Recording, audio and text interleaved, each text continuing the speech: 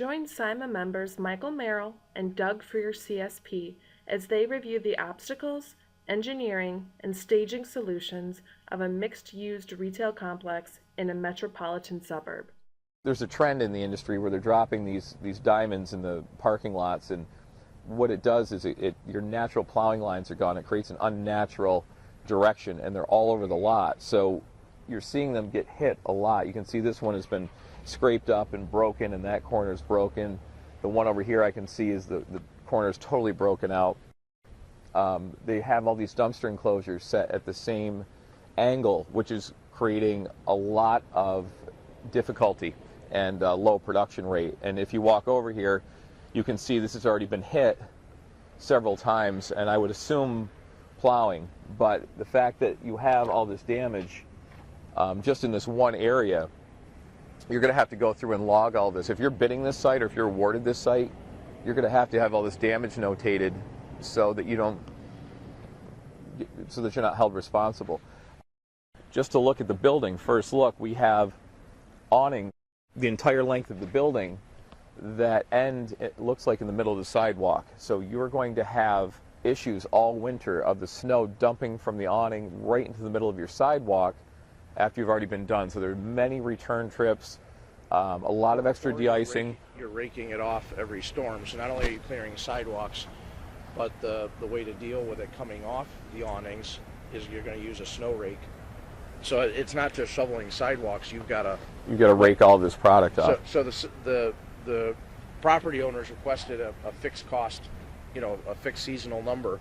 Well, you have to take into account the awnings and the curb lines and clearing those off. So in the middle of the night, you're going to be pulling that down. In the daytime, you won't have any chance to pull the snow down. Walking over here, immediately I see a problem. I see lit customer signs on the sidewalk.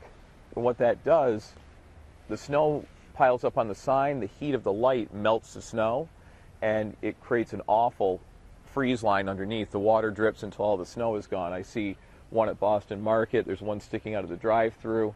There's that whole length of the CVS over the sidewalk. So even in the areas where there's no awning, we're seeing those lit signs that are going to create an ice ridge. And that, without even having to move, first storm grate top coat wasn't put down properly or something, because the rim's already broken. So the flange is broken, the grate is broken, and you need to know, you can see all the plow scrapes from the uneven lot trying to get in here and scrape, and they caught that edge. So you may be held accountable if you don't catch things like this. So this is a larger site, and there's going to be a lot of detail in the walkthrough to catch all this damage. Got parking spaces down on the south end of this lot. Where are you taking the snow? So now you can't necessarily stage in the middle of the lot. You're using multiple pieces of equipment to drop it and then move it out of the way, lest you close up an intersection and create a hazard. There isn't a place here. You can't drop it there, and you can't drop it here.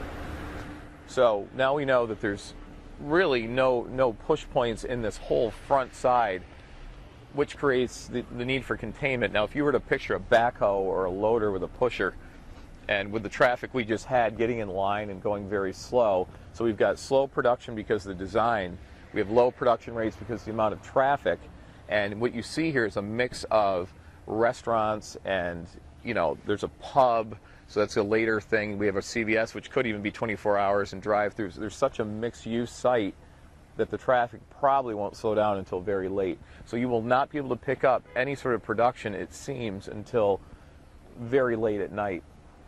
Obviously, you want to move as much snow as possible. Well, as we're getting into this front, you can see you can't use a very large machine. You'd never be able to swing the corner with a pusher, especially in the winter, or if somebody was in the oncoming lane.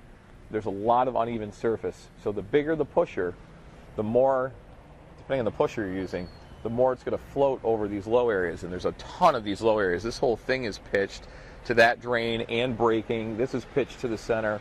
You're going to leave a lot of snow behind. Now that's the crosswalk. Very poor design. All the water is going to run to the crosswalk and settle around there and freeze. not to mention everything you're going to leave behind when you float over it. So looking at this, you know, standard, a lot of people would say a truck. I would like to see a smaller machine like an ag tractor or a tool cat that has a little bit smaller containment plow that can take this by lane instead of one. 8 foot? You know, 8, 10, you could get in between the lanes, maybe in a 12, depending what's going on over here. A larger machine to work in the back to carry your bulk at night when you need to actually make up for the daytime and the very low production rates. So you've got a small tractor or tool cat type machine for the detail, but then a larger machine for pushing the bulk. Yes. So now we got two dedicated machines on the site. At least. I haven't measured this yet, so I'm not really sure how big it is. They indicated that they want the snow down on this end, but there is nothing other than a couple of parking spots. So they're either going to lose prime parking in the front of their plaza, or they're going to have to relocate the snow, and that is not a normal scope item. I would probably negotiate either a T&M, or you'd have to do the math on how many yards you're going to have to move over the course of the season out of this area. I would calculate that by square footage times total snowfall, because all of that snow will have to be hauled off. Same thing with the walks. There are thousands of square foot of walk up here and nowhere to put that snow. There isn't a landscaping bed, there's no push point. Now you would fill up these points, but that would eventually have to be removed. So during the day, I would have large piles of snow staged down the length of all of this walkway, but at night you're going to have to push that out and carry it away. Now, where you're going to carry it to, it depends on what they give us for snow storage. If they say no to this end, that is also going to have to be relocated on site with a dump truck and some sort of front end loader.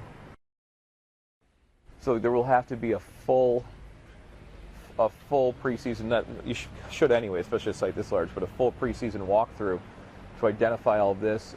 This is not one that you want to bid and then try to figure it out after the fact, because they can make some decisions, like indicating they want the snow down on this end, that are going to cost you a lot of money.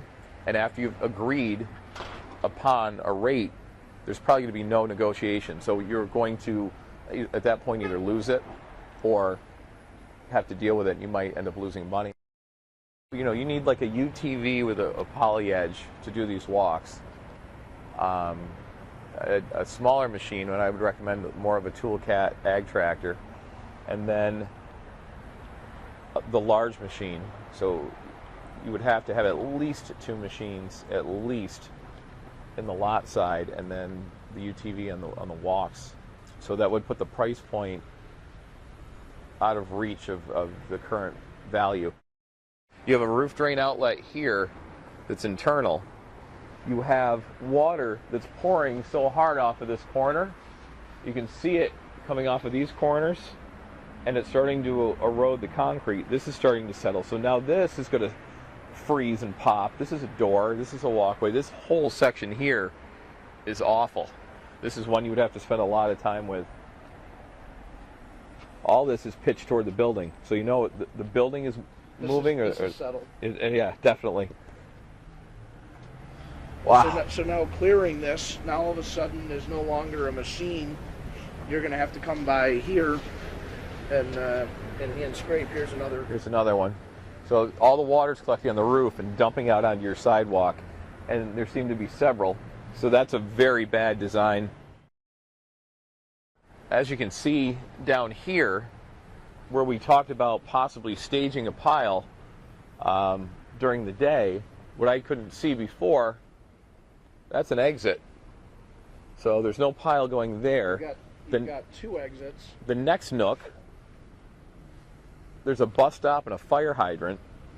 So you really can't put much snow there. You can't put snow on this side of the exit because then you're going to block sight lines.